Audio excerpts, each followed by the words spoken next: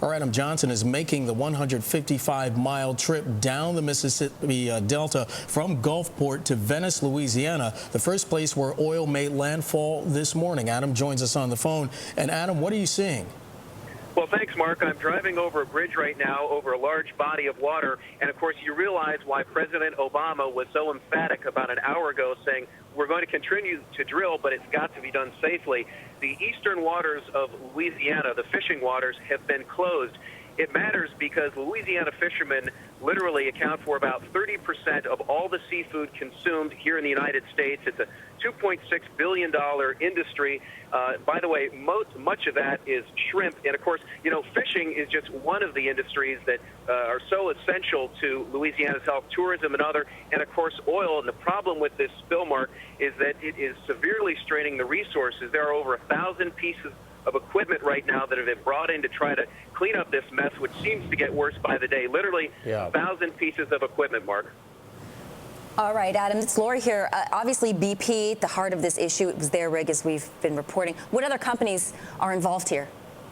Yeah, well, of course, BP was the primary company that's being involved, but, you know, there's several others. Anadarko Petroleum, ticker APC, had a minority interest, about 25%. And, of course, Transocean, ticker RIG, that was the actual owner of the rig. BP had leased the rig from Transocean. So all three companies obviously have gotten hit. At this point, rig is now down about 16, 17% since this whole thing erupted back on April 20th.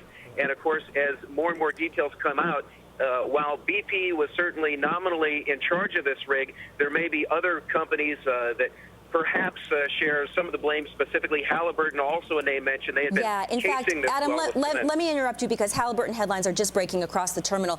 Halliburton coming out now saying they did perform cementing on the rig. They confirmed cooperation with the Horizon rig incident, that this cementing apparently happened about 20 hours before the incident.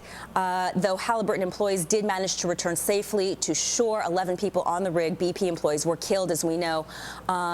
Halliburton adding that it has performed a variety of services on this rig, and they are working on options to secure the well as part of this cleanup effort. And, Lori, we're also getting headlines that the U.S. Attorney General Eric Holder is sending a Justice Department team to monitor the BP oil spill. So the Department of Justice also getting involved in this spill. And as Lori mentioned, Halliburton saying it completed cementing about 20 hours prior to the incident. We want to thank our Adam Johnson, who is on the phone with us. He's heading down to Venice, southeast of the Gulf, right on the edge of that Gulf, to take a look at what's going on with the latest cleanup efforts and perhaps maybe, as we're finding out, maybe some legal issues as well.